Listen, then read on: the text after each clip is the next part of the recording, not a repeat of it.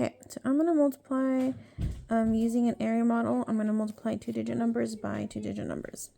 So my multiplication equation is 38 times 19.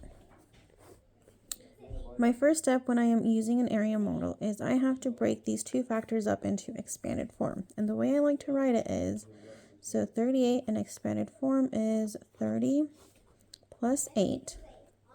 And 19 in expanded form is 10 plus 9, but I'm not going to write it right here. I'm going to write this going downwards. So 10 plus 9 like this. So that's step one, writing these in expanded form. Second step is I'm going to draw my area model box. Okay, so this is my area model box. Write it right beside it. And then I'm going to draw my squares right where my pluses are. Okay, so that's step two. Draw your area model box.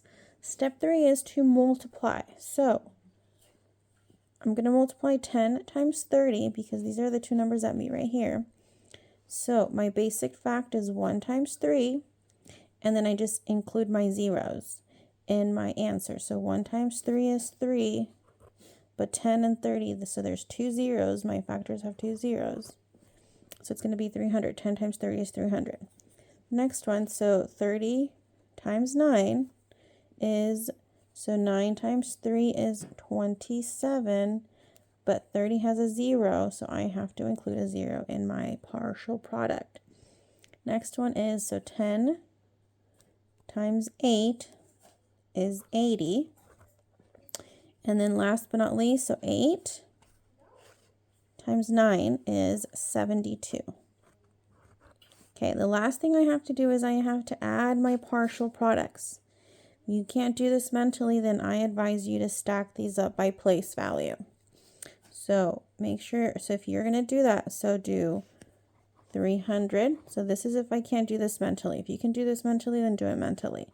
So 300 plus 80 plus 270 plus 72. And I have to add my partial products. So now my 1, 0 plus 0 plus 0 plus 2 is 2. 8 plus 7 is 15. 15 plus 7 is 22. And then my hundreds, so 2 plus 3 is 5. 5 plus 2 is 7. So my product of 38 times 19 is going to be 722.